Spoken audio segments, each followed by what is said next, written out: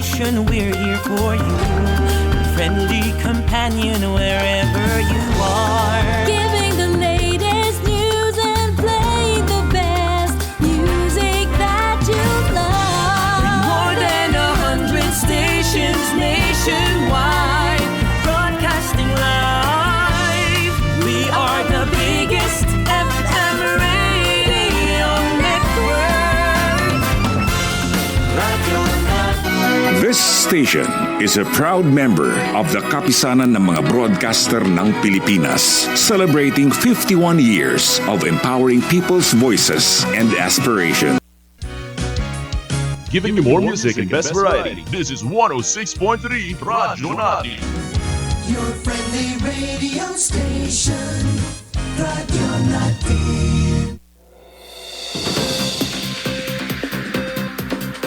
Halina't pakinggan ang boses ng kababaihan, ating talakayin, ating himayin, kasama ang mga eksperto. Pag-usapan natin ang iba't ibang isyung pangkababaihan. Alamin natin ang iba't ibang karapatan ni Juana. Ito ang programang Pulso ni Juana. Handog ng Gender and Development Office ng Calamba City. Ayan, so magandang araw po sa ating mga tagapakinig. Ako po si Eva. At ako naman po si Naya at ito po ang Pulso ni Juana. So makinig, matuto at makilahok dito sa Pulso ni Juana. Ayan. Ayan, kapag Pasko, napapansin mo ba yung maraming nagtitinda sa kalsada? Marami talaga, ate. Marami talaga. Sikip na nga eh. Marami talaga. Tapos sobrang dami po talaga. Meron diyang kakanin. May nagtitinda nga kahit hindi sa kalsada online live selling. Minsan nga sa kalsada pa rin nga ginagawa ito. Ano po? At may extrang racket pa. At karamihan po sa kanila, malimit po sa mga nakikita ninyo na nagtitinda po ay mga babae. Yan. Babae talaga. Babae. Yan. Sila pa yung merong entrepreneur Ayan. mindset. Meron. Malimit po talaga. Malimit. Yan. Ayan. So, kaya ngayong Pasko po, pag-uusapan natin ng isang realidad na madalas hindi nabibigyan ng boses. So, talakayin po natin ang mga babaeng magaling or galing dumiskarte ng mga kababaihan sa panahong gaya nito. So, ang atin pong pag-uusapan ay Women as Christmas Breadwinners. So nung nakaraan pong episode natin, ang pinag-usapan po natin ay meron pa rin kinalaman sa sa Kapaskuhan, no po. More on sa naman yun, gawaing bahay naman, no. Ngayon naman, gawaing productive naman ang pinag-uusapan natin economic dito. Value na. Yes, may economic value na po ito. Women as Christmas breadwinners na po siya. Yan. So para sa marami ang Pasko ay bakasyon. Yes, totoo naman po. Pero sa mas maraming kababaihan, ito ay panahon na matinding kayo. Oo, tsaka great opportunity yan. Matinding kayod at great opportunity para kumita nga po. May mga nani na nag-online selling sa gabi, may nagbebenta sa palengke sa madaling araw. Ayan, madami yan. May mga kakilala kong ganyan, humataw sa online, tapos sa physical store din, humahataw. Hataw na po. May mga nagkatrabahong doble. Hindi po para sa luho lang nila, kundi para po may maihanda. Kasi may pamilya Para may mairegalo, hindi lang sa sarili, sa mga inaanak, sa mga anak. Po. At para masaya ang buong pamilya, may ngiti po ang buong pamilya. So ngayon pong tanghali, yan po ang pag-uusapan natin. Pero syempre, bago po tayo mag-uusap po ng mas mahaba, tayo po muna ay makinig ng isang awitin.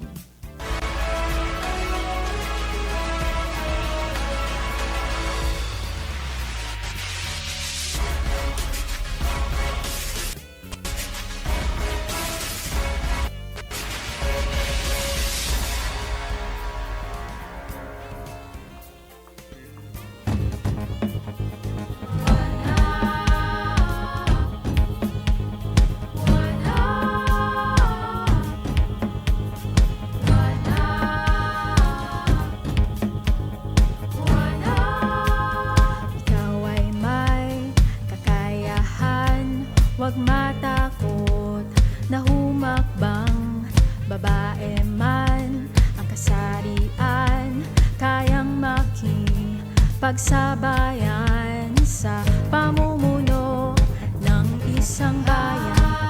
pagsulong ng kapayapaan, pag-aalaga ng kalikasan, ang kaisipan ay huwag limitahan. Oh, Juana, ika'y may angking, talino't husay, ika'y dakila, taglay mong galing ay di maikakaila. San mang panig ng mundo, sa tahanan o trabaho, mayroong magsasabi sa'yong nais kong maging tulad mo. Juana, Juana, ang bulan mo'y kayamanan, dapat lang na alagaan. May programang nakalaan para sa iyong kapakanan. Kalusugan mo'y tututukan, kaalaman mo'y daragdagan. Gobyerno'y di ka pababayaan, magsikap ka't umahon sa kahirapan. Oh, Juana, ika'y may angking, talino't husay, ika'y dakila, taglay mong galing ay di maikakaila. San mang panig ng mundo, sa tahanan o trabaho, mayroong magsasabi sa'yong nais kong maging tulad mo.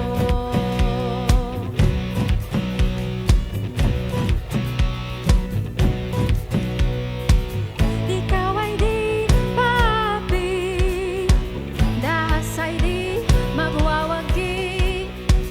Ikaw ay di papi, dahas ay di magwawagi.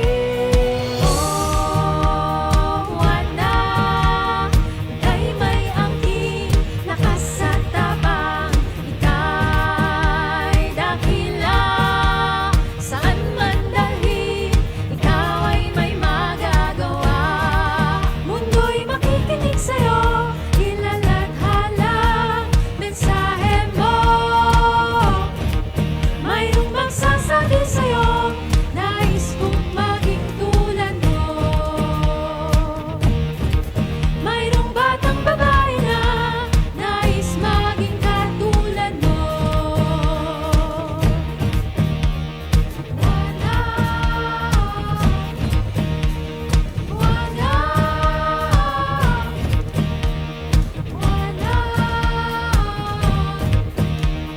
Juana.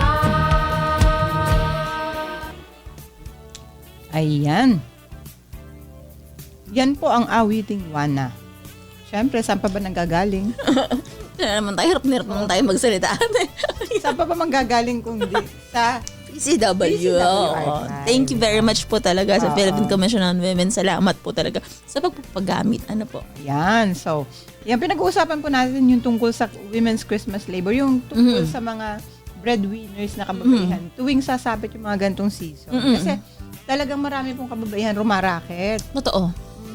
Dito Rakit nga sa na atin- rakit nga. Dito nga sa atin sa Calamba, di ba, yung may, nagbukas yung bypass, nagbukas yung sa may Banyadero na mga kababaihan ang nag-aano doon. Maraming Madami. babae. Tsaka pag nakikita niyo po, pag ang sa atin po yung CLDD, yung cooperative po natin, yung opisina, pag nagpapa-fair sila, most of the nagtitinda, bae talaga. Malimit. Ganun yata talaga ang mga babae into business. Ayan. Pero bago po natin pag-usapan yung mga racket, mga kababaihan tuwing Christmas, paano sila mag-breadwinner, pag-usapan natin kasi itong ginagawa na ito ng mga kababaihan na pagtitinda tuwing mga may season na kagaya nito, ang tawag dito ay informal work or mga seasonal work, Oo. yes. So, sang-ayon po sa www.picard.dost.gov.ph, workers in the informal economy are not a homogeneous group and therefore have differentiated needs and face varying levels of vulnerability. Yes, oo. Kita nyo, may mga vulnerabilities din. Sabi pa dito sa Pilipinas, yung informal sector survey noong 2008, it estimated the number of persons employed in the informal sector to be at 15.68 million. 0.68, okay. Which comprise of 72.5% of the non-agricultural employment. So in addition, persons in informal employment outside the informal sector are estimated at 2.49 million, which comprise 11.5% of non-agricultural employment. Okay. So while the informal economy provides reasonable economic opportunities to some, most workers in the informal economy are exposed to unsafe working conditions. They are not provided adequate skill training, do not have security of tenure, have lower and irregular incomes, and lack collective bargaining and representation rights. Siyempre, ano ba naman ang aasahan nyo, di ba, sa mga informal sectors? This is because workers and economic units in the informal economy are not covered or insufficiently covered by social protection, occupational safety and health, and labor protection policies and programs. So, hindi kasama yung nasa informal sector or yung mga seasonal workers, no? As such, most people enter the informal economy out of the need for survival. Yes, oo. Rather than as an option or a choice. Totoo naman yun. Oo. Lalo na po ngayon, kahit ako, sa mga youth ngayon, ang daming mga youth po ngayon yung namasukan sa mga pabrika. Kasi meron po mga pabrika ngayon na dun sa kanilang production, kailangan nila ng maraming bulto ng tao. Kasi nga, masyado mataas ang demand. So, meron po mga ganun talaga na nagtatrabaho ng ganitong season. Umpisa po yan ng October, November, December, ganyan. Tapos hanggang January po. Yes. Totoo po yun, ate. Hindi po nila pinagpilian. Isa sa mga choices. Hindi yun isa sa mga choices nila, kundi wala silang choice. Yeah. Kaya yun ang kanilang ginagawa. Ano po. So, for survival po talaga. Tama. At karamihan po sa nag-engage sa ganito ay babae.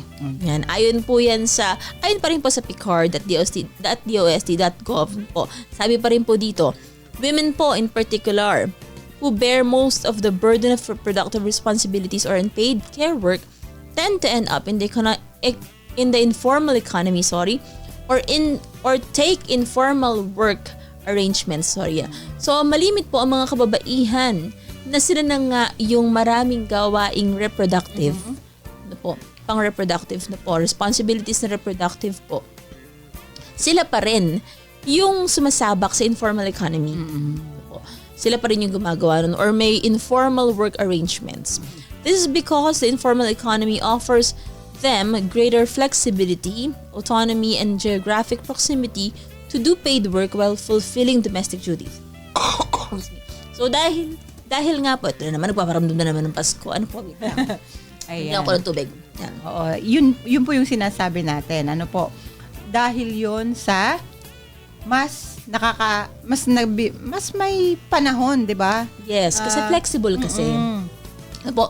Kapag kasi ikaw ay gumagawa sa bahay, hahanap ka ng trabahong kayang makapag-cope up dun sa gawa. Pwede siyang trabaho. Halimbawa, limited yung time na ibinibigay sa'yo. Halimbawa, pwede kang mag-work ng 5 oras. So, yung natitira mong oras, pwede mo pang ipang trabaho sa bahay. True. Yun. So, ganun na nangyari. Kaya sila po yung nag-e-engage. Pero hindi naman po yun ibig sabihin na wala. Kasi yung iba po dito, may trabaho din naman yung asawa. Kaya lang, hindi sapat. Yes. Kaya yung mga babae, ang ginagawa nila, kapag merong opportunity na kagaya ng ganitong season na mataas yung demand sa mga labor force. So, mag-aano talaga sila, nag-a-apply talaga sila. Lahat ng opportunity talaga ginigrab na po. Yan. Sabi po dito, palampot na naman ako. Yan. Women in the informal economy, however, are mostly confined in low-income activities. So, dahil nga po, maraming babae, ang nakakalungkot din po doon, mababa pa rin po yung sweldo na kukuha nila. Mababa pa rin po yung pera na nakukuha nila dun sa kanilang ginagawa. So, marami pa rin po silang ginagawang ibang bagay, katulad ng unpaid family work, industrial homework, street vending. Meron silang limited na opportunity for organization and representation and are inadequately covered by social protection, especially in times of illness, disability, work injury, maternity and employment and old age. Kasi hindi siya covered. Yeah. Yung ganitong klase ng trabaho, hindi covered ng kapag nagkasakit ka, meron kang insurance. Kapag Meron ikaw ay kang medical... yes, opo. Kapag ikaw ay nabuntis, may leave ka. Yeah. Wala kasing ganun. Kasi nga informal po siya. Most of the informal work ay ganun po talaga. Kaya may risk sa babae. Ano po? The very nature of the informal economy, where most workers and economic units are not recognized nor registered, yan, hindi siya naka-register, Yes. makes it difficult and costly to collect statistics on its size. Kaya ang hirap po niyang pag-aralan kasi nga hindi siya registered. At saka, Oh. alimbawa, kung kinuha ka lang na tindera dun sa di ba? Paano ka, hindi naman registered, hindi naman lahat ng nagtitinda dun rehistrado. Diba? Kumbaga, walang papel. O, walang papel lahat. Diba? Lahat ay usap lang talaga. O di kaya yung mga cart na ganon, 'di ba? Yung halimbawa may mga nagtitinda ng mga mga street foods na ganon, tapos isa ka sa naging tindera noon. Wala, hindi naman yun eh. Tsaka magtitinda lang ako ng hotdog sa kalsada, Oo. humihingi pa ako ng permiso. Parang gano'n. Parang, ano ba gagawin ko? Bababa naman yun. So, hindi, kaya po malimit. Wala talaga siyang rehistro. Ano po. At dahil walang rehistro, walang formality. So, wala ding baback up sa'yo. Oo, walang benepisyo. Ayan, oo. The invisibility in national statistics and inadequacy of information on informal economy limit the basis of government and other duty bearers for planning and programming to appropriately address the issues and concerns of workers and economic units in the informal sector. So, ang nangyayari po, dahil wala ngang studies at hindi kasi siya registered, ang nangyayari, hindi mapag-aralan ng todo, hindi tuloy maibigay kung ano yung needs ng mga taong involved doon sa informal sector. Kaya, mahirap. Ano po, mahirap pag-aralan. Kaya ang ginagawa natin yun, educating ang ginagawa natin sa bawat isa. Ano po. Yan, tingnan natin. So, dahil ito nga sila ay mga informal sectors or mga seasonal workers, tingnan muna natin, ano nga ba, or paano ba sila nasasabing seasonal workers? Ayan. So, under the Philippine labor law, ayan, yung seasonal employees are workers engaged on an employment arrangement where the services required by the employer are, by their nature, dependent upon a particular season or period of the year. So, meron lang panahon kung kailan sila magtatrabaho. No? This category commonly applies to industries and sectors whose business operations are cyclical or intermittent, such as agriculture, tourism, ayan, oo. Yung kapag peak holiday seasons, canning factories, ayan, yung mga pabrika na nag-hire ng maraming mga in demand. Yeah, oo. Tapos, and similar fields that revolve around recurring natural or market cycles. Kasi, kapag may mga season po talaga lahat. Halimbawa, ngayong holiday seasons, di ba? Itong Christmas seasons na to, ito yung season na maraming magde-demand ng mga pang-salad. Di ba? Yung ganon. O kaya mga ham. So, yung mga ganong company na merong mga ganong produkto, magde-demand sila ng mas maraming tao para magtrabaho. Ayan. So, ano lang po yun? Commercial lang po yun. Ito po yung sinasabi ko. So, kaya po sila, naka-kontrata lang sila. Halimbawa, kung 3 months man yan, kung 5 months man yan, hanggang ganun lang yung kanilang employment. At hindi yun, yung kagaya sinasabi ni Ma'am Naya, walang benepisyo yun, walang insurance, walang mga kung ano-ano. 'Di ba? So, hindi sila covered. Kawawa ang doon, ang katrabaho sa ganun. So, ano nga ba yung mga governing principles and legal basis? So, while the Labor Code of the Philippines does not explicitly define seasonal employment in a single provision, its concept has emerged from a combination of statutory interpretation, Department of Labor Employment rules, and a substantial body of Supreme Court jurisprudence. Articles 294, formerly 279, and 295, formerly 280 of the Labor Code, which discuss types of employment and the nature of regular employment, have been interpreted by the courts to accommodate the notion of employees whose services recur every season. So, meron lang po mga specific, no, doon sa ating Labor Code. Pero hindi po talaga siya detalyado na para talaga sa mga seasonal employment. Hindi po talaga direktang para doon yung ating mga batas. Kasi dito po, meron po kasi itong mga iba't ibang klase ng mga seasonal workers na nakakategorize pa nila. So may mga categories pa po yan kung saan ka papasok doon.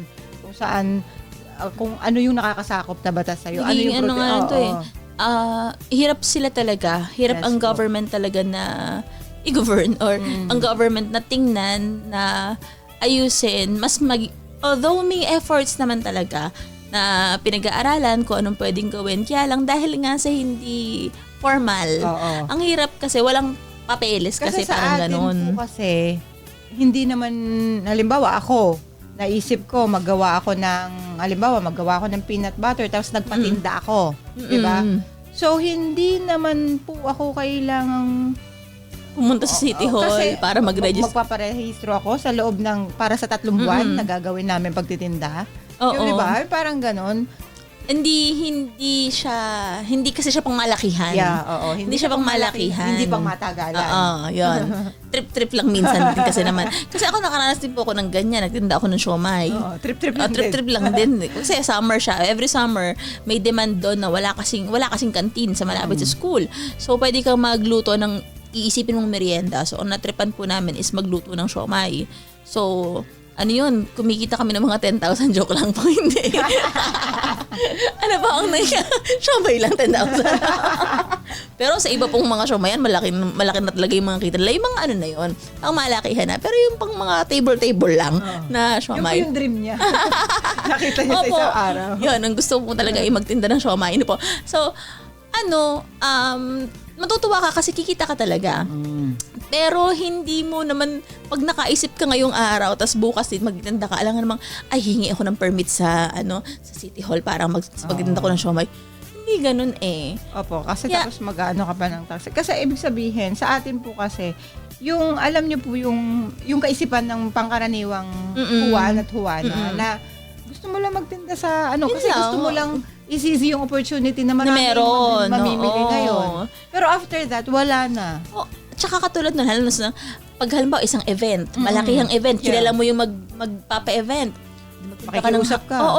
Pwede ba ako magtinda ng sandwich? Hotdog sandwich, gano'n. Papayagan ka. So, kikita ka on that day, pero tapos na yun. Yun lang yun. Parang gano'n lang. Kaya, yun po yung mga nag-e-engage ang mga kababaihan sa gano'n. Kaya, ang hirap po niyang patungan ng mga batas, ng mga pag-aaral din. Kasi, siya, as the need arises. Seasonal nga lang talaga po siya. Alam niyo, kaya lang nila ginagawa yun para yung kanilang mga inaanak meron silang pamilya. Yun, May dagdag. Ito lang ang gagastusin ko para sa inaanak ko, yung kita ko dito, ganyan. Yan. So, tingnan po natin yung sinasabi dun sa article na she.work na po. Ang title po nito is The Holiday Season and the Hidden Way Working Women Carry. Ang hanap, puro W lahat na po. By Pinor or Ozigit. Sabi dito, for many women, December daw po, especially mid-December, feels like two worlds coming together. Dalawang mundo raw po na nagtatag-op. On one side is the workplace. Reports, budgets, deadlines, requests from managers who want to finish the year on a strong note. On the other side is home. Totoo naman yan. Pamilya. Travel. Regalong kailangan mong i-wrap. Ibibigay, mga school activities, mga bisita mo, emotional care for everyone around them. If a woman is a mother, kung ang isa daw pong babae ay nanay, the pressure becomes even more intense because children expect magic and warmth. Kasi iniisip ng mga bata, ay nay, Pasko, siguro dapat may regalo ako, bibigyan siguro ako ni mama, ni mami. Okay naman, siguro sa bahay namin, puro hamlagi ulam araw-araw. Yung mga ganun ba, no? So, they look to their mother to create the experience they will remember for life. Lalo na kapag yung mga bata ay may isip na talaga nakakaunawa na. They look forward talaga sa araw ng Pasko. Researchers who study emotional labor have shown that women carry the majority of planning work in families. Siya talaga yung nagpaplano. They do not only cook or clean, hindi lang sila tagaluto, tagalinis. They also think ahead, predict needs, manage details, and protect relationships. Paano yung protect relationships? Pupunta tayo sa nanay mo sa 24, okay lang ba sa'yo? Tapos doon na lang tayo sa 25 sa amin. Mga ganyan eh. Kasi hindi po pwedeng hindi puntahan lahat. Kaya naman hindi naman pwedeng doon ka lang sa isa pupunta. Kailangan both sides mapuntahan nyo. Kaya ibig sabihin nun, by that, pinoprotektahan nyo yung relationship nyo bilang pamilya, dun sa ibang mga pamilya pa. These tasks grow during holidays because the expectations grow. Yan. Sociologists call this role overload. Yan. It is the feeling of being stretched. Nababanat ka na in every direction simultaneously kasi lahat ikaw nag-iisip, ikaw ang gumagawa. Okay, this stress is even stronger for immigrant women. They try to honor their original culture, totoo yan, while helping their children feel connected to life in a new country. Lalo na sa mga lumilipat ng lugar. Yeah, o kaya kahit hindi abroad, kahit yung kahit dito lang, sa atin lang. Or Mindanao to Luzon, o kaya Luzon to Visayas, to Mindanao, mga ganon. Kasi magkaiba yung kultura na, anak, nung bata kami, ito yung naranasan namin. Yeah. Gusto ko iparanas din sa inyo. Pero yung lugar nila, hindi ganun yung ginagawa. So, pinagmimix nila yung celebration ng Pasko. Yan. They translate, they plan two sets of expectations at once. They translate traditions. They make sure no part of the family identity gets lost in the move. This emotional work is powerful but rarely seen. Yan yung mahirap na gawain ng nanay pero pinipilit niyang gawin. Pinagmimix niya lahat ng considerations, iniisip niya bago siya gumawa ng desisyon. Ayun. Ganun talaga. Nanay kasi. Nanay talaga. Kailangan talaga flexible ka. Kung hindi ka flexible, isipin mo muna kung talagang at saka magnananay tayo. Madali din siyang mag-isip lalo na for example, biglang nagbago ng plan. 'Di ba? Parang last minute.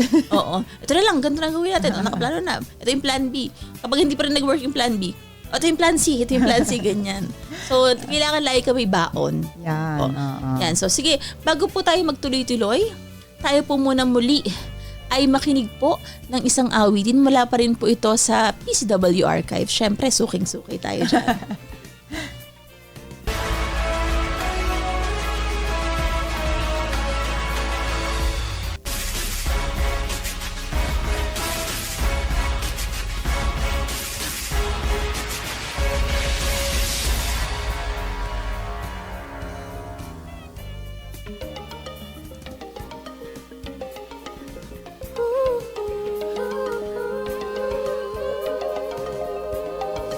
Babae ako at may silbi sa lipunan di pa aapi.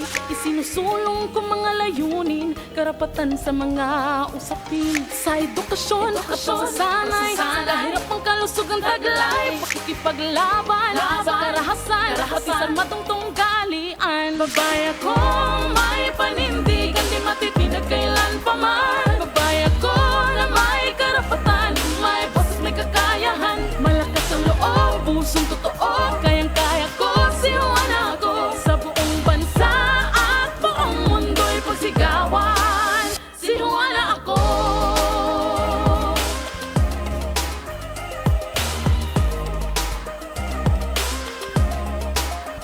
Babae ako, kayang pamunuan, magdesisyon para sa karamihan.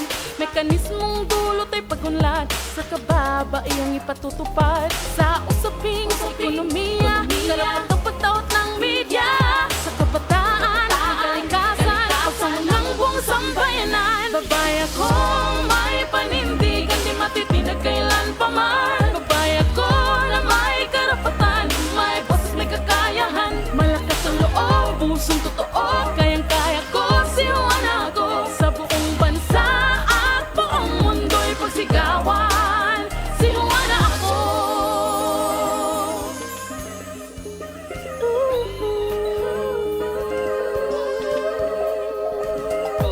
Ako si Juana, babaeng palaban, ang hamon ng buhay dito susukuan. Buong may kapal sa'yo'y nananali, handang harapin ang naman ang malaki. Ako si Juana, babaeng palaban, ang hamon ng buhay dito susukuan. Siwana ko, siwana ko. Babae ako, may panindigan, di matitinag kailan pa man. Babae ako na may karapatan, may boses, may kakayahan. Malakas ang loob, pusong totoo, kayang-kaya ko, siwana ako. Sa buong bansa at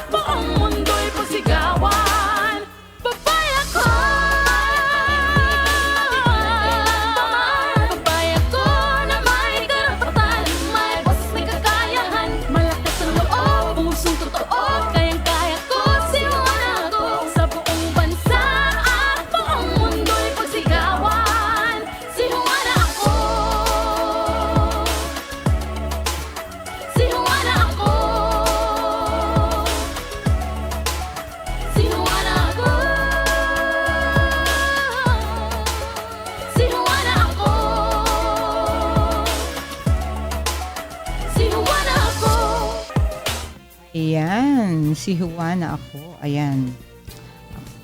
Para naman po sa ating pagpapatuloy. Ayan. So, pinag-uusapan po natin yung tungkol sa seasonal work, no? Yes, yung oo. informal, dahil nga po dito sa mga panahon na kagaya nito, masyadong busy ang mga kababaihan. Opo, totoo. So, pag-usapan natin, kasi mayroong tinatawag na carefree Christmas. Meron pala nun. Oo. Joke Hindi yun yung carefree na ano. Biglang ganun. Hindi. Doon sa article na binasa ko, ang tawag nila dito pa rin po, she.com, yung carefree Christmas. Ano daw ba kasi ito? Kasi nung unang pagtingin ko doon sa word na carefree Christmas, sabi ko, hindi ba pangit? Kasi ano. Carefree naman Christmas mo. Ayan. Sabi dito, it is not just something. It is actually a social call. It is a wake-up message. Ayan. It says that women cannot continue to carry the entire season alone. Ayan. Yes, of course. Ito po ay paalala, ito po ay panawagan para sabihin sa lahat na hindi kayang mag-isa ng babae yung buong season na yun na siya yung aligagalang. Yes. Ayan.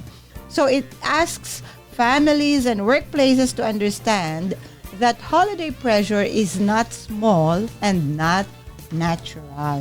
Kasi parang nanonormalize na natin yung ganun no? Okay na yan, hindi naman maalam dyan. Hindi. Mga ganun. Parang ang inaano nila, ay, ganun talaga kasi Pasko, kaya okay lang na ma-pressure ka.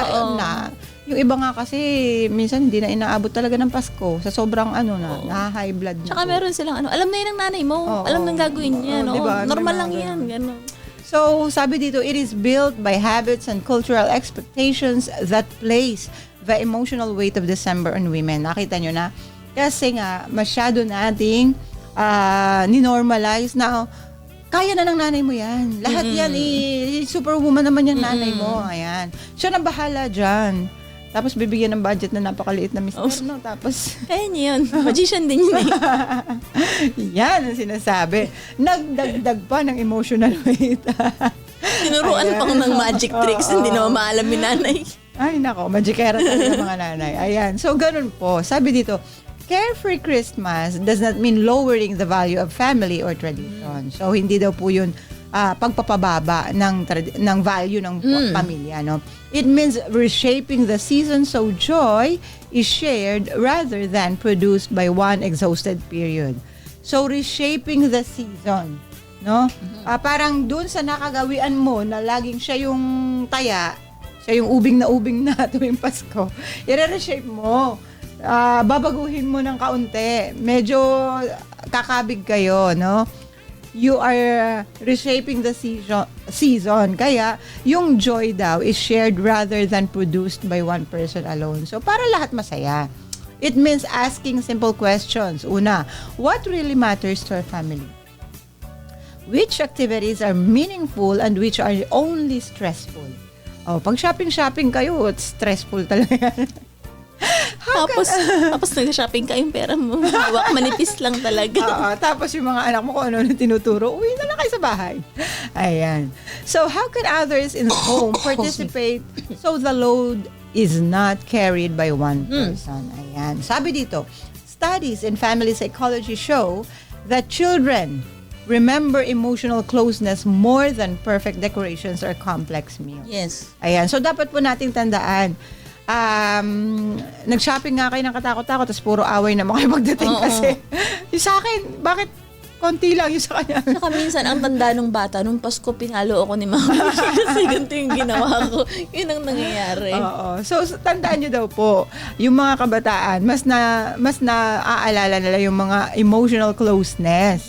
No? Kaysa dun sa mga dekorasyon at saka mga handa nyo. They remember laughter, they remember attention, they remember a calm parent. Hindi nakasigaw. This evidence suggests that reducing holiday pressure does not detract from children's experiences. It gives them a healthier experience. Yes. So, dapat po magbigay tayo ng yun yung mga tanong na dapat natin sagutin. Alin ba yung pinaka-importante, alin nagmamatter? Alin yung mga gagawin nating activity na magbibigay lang sa atin ng pressure, iwanan na po natin yan. Workplaces also play a role. Organizational research indicates that employees who feel supported during the holiday season tend to return in the new year with a better focus and stronger motivation. Yan. Managers can help by planning, reducing unnecessary meetings, and allocating more time to workers with family responsibilities. At mapalad tayo, meron tayong ganyan mga boss. Ayan. Sabi pa dito, Carefree Christmas also speaks for cultural diversity. In some cultures, the holiday season spans several days and often involves large gatherings. Parang tayo yun. Opo. In others, it is quiet and reflective. In all cases, women do the emotional work that holds these traditions together. The goal is not to ignore these traditions. The goal is to protect the well-being of the women who sustain them. Ayan. So kasi, kadalasan po talaga, most of the sang-ayon naman po yun sa pag-aaral, talagang aligaga, kalimitan mga kababaihan, no? So, eto daw, etong mga nakamulatan natin, nakasanayan natin, di ba, no? Medyo pwede na nating yung iba, no?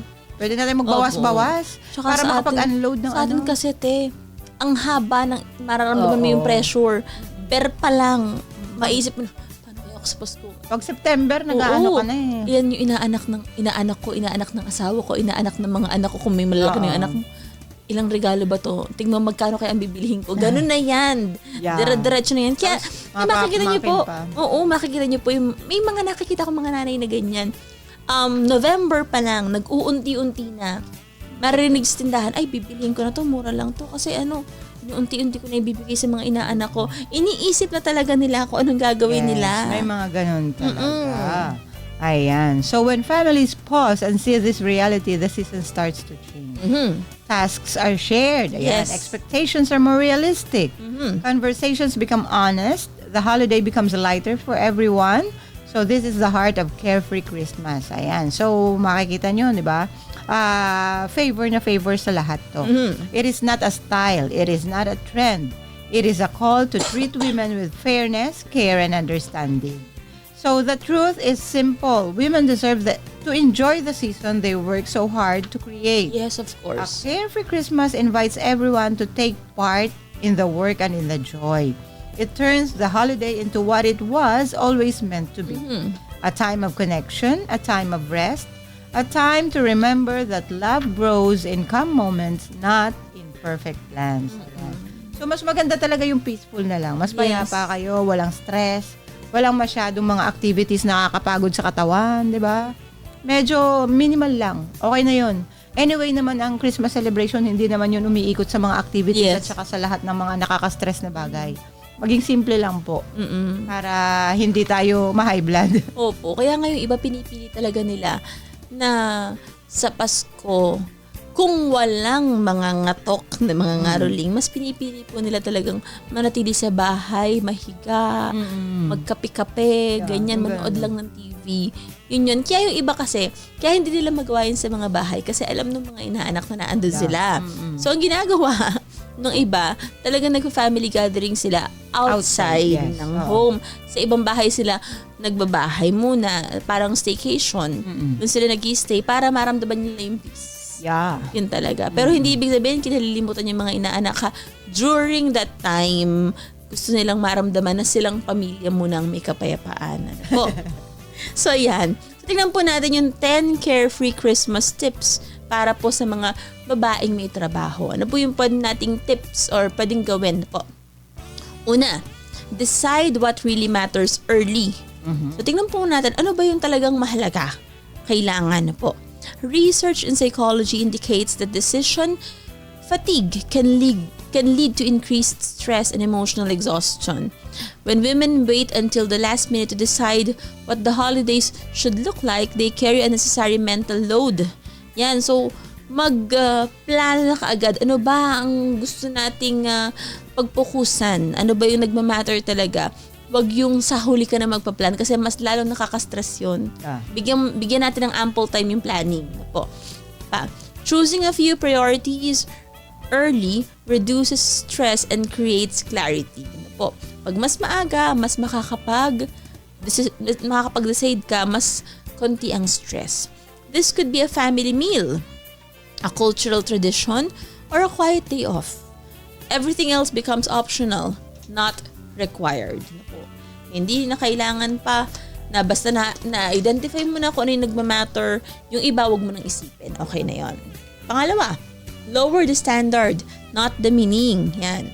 Studies on well-being show that perfectionism is linked to anxiety and burnout. Oo. Especially in working women. Malimit po kasi ang gusto natin lahat, maging perfect ang lahat. At kapag hindi nasunod yung iniisip mong perfect, doon nagkakaroon ng kakapagod na, dami kong ginawa, tapos ganito pa rin naman pala yung mangyayari, hindi pala maganda magiging turnout.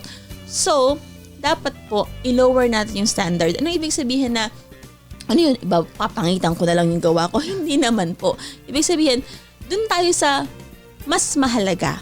Dun sa pinakamahalaga po tayo tumingin. Hindi dun sa puro palamuti lang. Yung meaning ang titingnan natin, yung substance nung bagay na ginagawa natin. Halimbawa po, kung wala talagang parang iniisip natin, ay pag walang lechon, hindi kumpleto ang Pasko ko. Bakit? Hindi po ba tumutuloy ang Pasko nang walang lechon, lechong baboy? Hindi ba pwedeng lechong manok lang muna? Yan. Pero same pa rin naman ang purpose to celebrate Christmas pa rin naman, di ba? So, lower the standard, not the meaning. Po. Simple dinner, yan. Simple na watch ng TV sa bahay, yun po yun. It's the, tawag ito, yung memories na makakreate nun, yun yung tingnan natin. Yun po yung magiging makakapagsabi tayo na it's worth it yung ginawa natin. Po. Number 3, share the planning, not just the tasks. Wag po tayo utos lang, magbigay lang, itong gawin. Mas maganda po na mas naiintindihan ng lahat kung ano yung plano ninyo. Sabi dito, research on household labor reveals that women often bear the invisible burden of planning work, also known as cognitive labor. This includes remembering dates, tracking gifts, and managing schedules. Asking others to help only with tasks does not reduce mental load. Sharing planning meetings, lists, and decisions can reduce stress and increase fairness at home. Yun nga po, kailangan po alam ng lahat kung anong plano ninyo. Kasi kung nasa isip mo lang lahat kung ano yung gagawin, naghihintay lang lahat ng tao sa utos mo, sa task na ibibigay mo, mas magiging pressured ka doon. Kasi ang mangyayari, hindi mo naman kasi sinabi sa akin na ganito ito lang ang sinabi mo sa akin. Hindi ko naman kasi alam na ganito pala ibig sabihin mo. Kung lahat po naiintindihan kung ano yung plano nyo, lahat makakakilos kahit hindi mo utusan. No po. Number 4, say no without guilt. Yan. Psychologists note that women are more likely to experience guilt when setting boundaries, especially around family and social expectations. However, boundary setting is linked to better mental health and lower burnout. Saying no to events that drain energy allows women to show up fully where it truly matters. Guilt fades, exhaustion lasts longer. So, pwede po tayong humindi. Kapag hindi naman natin kaya nang pumunta sa isang event or sa isang gawain or hindi natin kayang magsabi na ito yung ambag ko, ganito rin kalaki, let's say no. Kasi meron kasing mga pagkakataon na meron palang mas mahalaga dun sa hinindian mo na makakapag-participate ka ng mas maayos dahil sa paghindi mo dun sa mga naunang in-offer sa'yo na mga events. So, let's learn to say no na hindi tayo nagigilty. Let's know our limits din po. Ayan. So, number 5 pa po. And set clear boundaries in December. Set clear work boundaries in December. Naku, parang hindi ko ito magawa ng mga ayos. Organization research indicates that year-end overload can reduce productivity and increase errors. Oo nga. Kasi di ba ang nangyayari po, dahil tapos na yung taon, kailangan lahat magawa mo na ito. Kailangan lahat maayos mo na. So, dapat po pala ay hindi ganon. Clear boundaries such as fewer meetings, realistic deadlines, baka naman December 13 na, 5 pa yung kailangan mong matapos na tasks na po. And focused work blocks. Improved performance po. Working women benefit from communicating early with managers and teams about priorities. Protecting energy is also protecting quality work. Ano po yan? So, eto po, ang pang-anim, create one calm moment every day. O, ayan. So, hindi porket Pasko na, ay mape-pressure ka na. Habang papalapit ang Pasko, lalo ka nape-pressure. Yes, oo. Maglaan ka ng sa isang araw ng isang calm moment. whether sa umaga pa lang, or whether sa gabi, bago ka matulog, di ba? Maglakad-lakad ka nang wala kang kausap muna, kundi ikaw lang. Apa, tayo, hirap nun tayo. Huwag na lang bumubok ang bibig, sa isip na lang, sa isip na lang. Okay. Huwag kayo magsasalita ng habang kayo naglalakad. Baka sa iba kayo magpasko po pag ganito.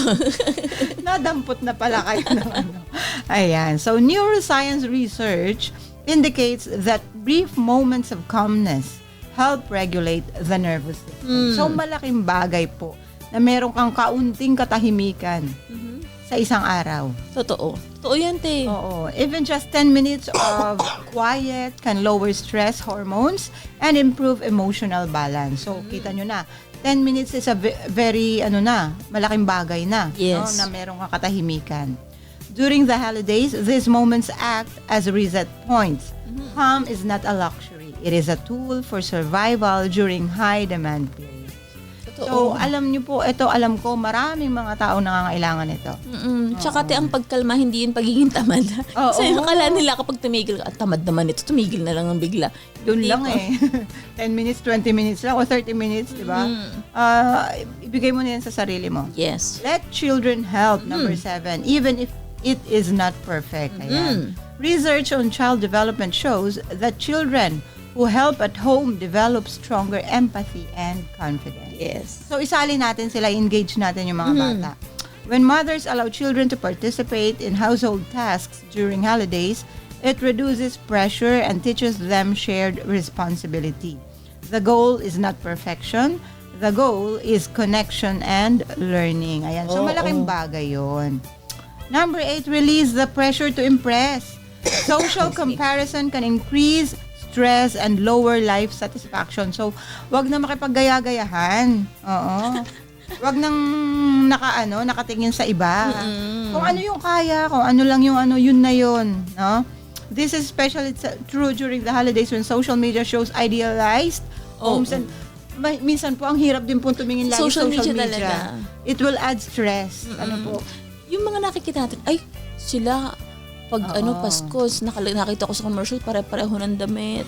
Tapos nandun sila sa ganitong hotel, nasa galaan, ganyan. Nandun sa ganitong bansa. Wag na po. Isipin nyo na lang po kung ano yung kaya nyo, na makapagpapasaya sa inyo, hindi kayo may stress, yun na yun. Yun daw yung magpapasaya, te. Tapos pagkatapos nung sabog na utak mo, yun lang. Isipin po muna natin lahat. Baka nga masaya kayo sa moment na yun. Pag uwi nyo naman, sari-sari na maiisip nyo, paano babayaran yung utang ko? Kasi pinangpunta namin sa ibang bansa, umutang ako ng gantong kalaki. So, meron po mga ganyang pangyayari na dapat iniiwasan na. So, research indicates that stepping away from comparison can improve mood and self-worth. Hindi mo pa kasi pwedeng hanapin sa iba yung sarili mo, or hindi mo pwedeng igaya sa kanila kung ano yung kaya nila at kaya mo. Kasi baka may wala pa sa wala ka pa sa ganung capacity. At saka kung magko-compare tayo, wag natin i-compare yung sarili natin sa iba. Compare natin again yung sarili natin sa atin. Sa atin lang. Nakaraan tayo, last year, saan kami nagpunta? Baka this year, pwedeng dito naman kami magpunta. Mga ganon. Sa atin pong sarili. Kasi alam naman natin kung ano yung pinagdaanan natin. Sumaya ba tayo nung panahon yun, doon tayo nagpunta, or meron pa ba tayong gustong punta, nalungkot lang tayo. O di sa iba naman tayo pumunta. Pero huwag nating sabihin na kamot sila nagpunta dito sa lugar na to, itong pamilyang to, hindi kami nakapunta dyan, hindi na masaya yung Pasko namin kasi hindi kami kapareho ng pamilyang yun. Wala po dapat na gano'n. Walang gano'n. Hindi po dapat gano'n. Okay? Your holiday does not need an audience. It needs authenticity. Yeah. Ayan. Sabi dito, number 9, honor your culture in simple ways. Cultural psychology shows that small rituals carry strong emotional meaning. Immigrant families do not need to recreate every tradition to feel a sense of connection.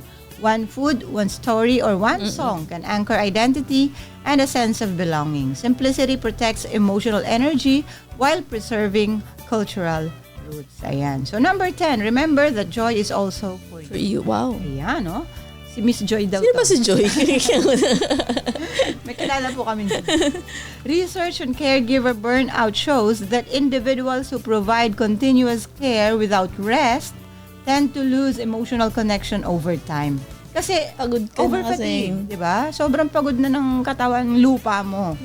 Mothers and working women are not only providers of joy, they are also providers of joy. They are also providers of joy. mothers and working women are not only providers of joy. They are humans who need joy too. Ayan. They're also provided of joy. Yeah, provided. Yeah, po.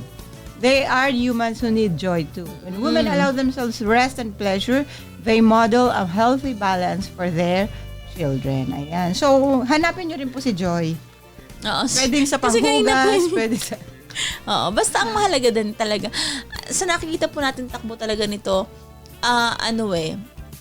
hindi natin ang lagi niyang base, ang lagi niyang pinagtutumbukan is yung essence, yung substance ng ginagawa natin, hindi yung kung gaano ka elegante, gaano ka perfect, yun, superficial, hindi yun.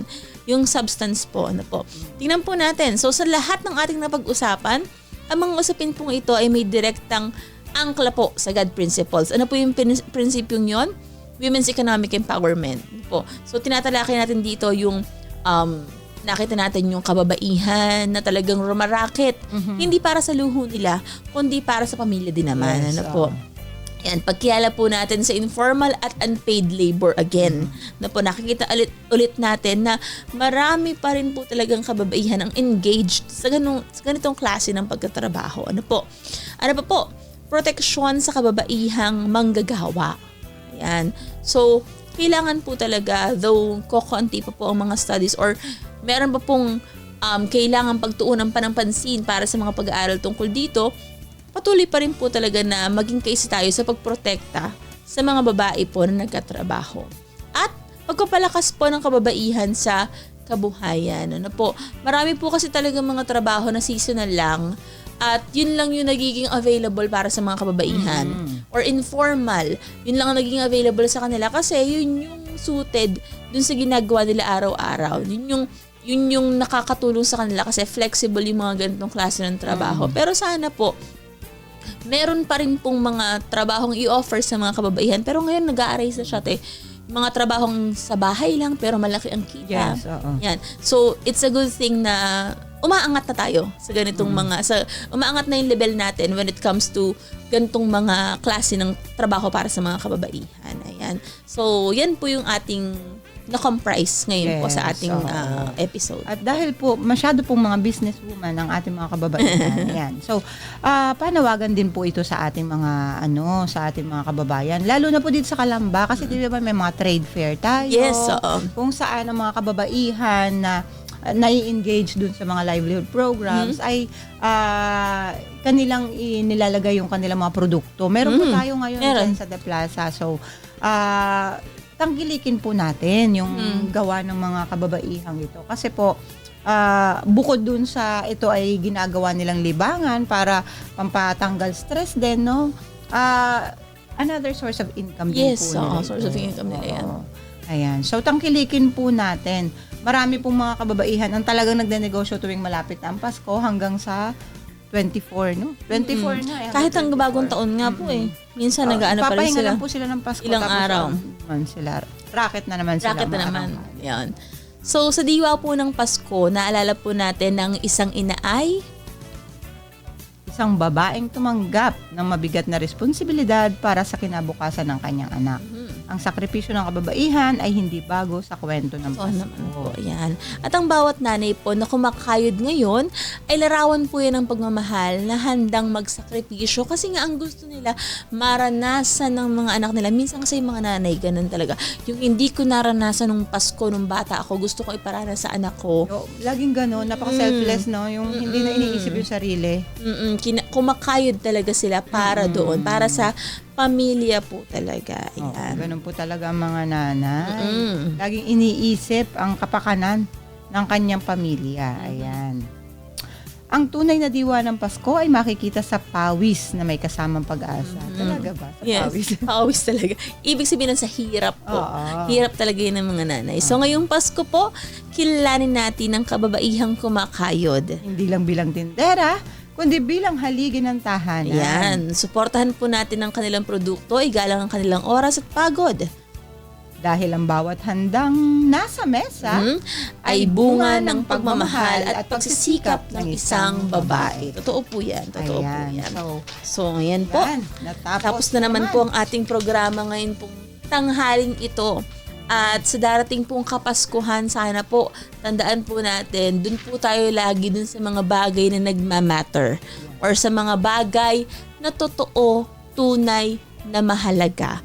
Dun po tayo mag-focus kasi kapag dun po tayo nakafocus, less ang stress, less ang pagod, less ang hirap po na ating mararanasan at mas ma-appreciate po natin yung mga tao sa paligid natin.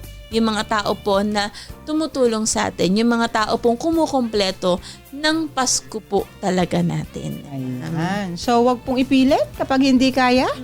Simplehan lang po natin para masaya. Oo. Low-key lang. Low-key lang talaga. Ano po?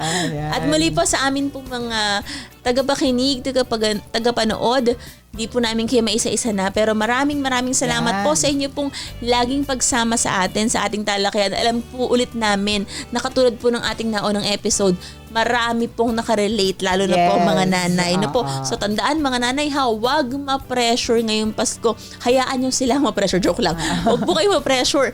No po, tandaan kung ano po talaga ang nagmamatter. Yan. So, mga kapintig puso, laman namin kayo. Dito sa Pulso ni Juana.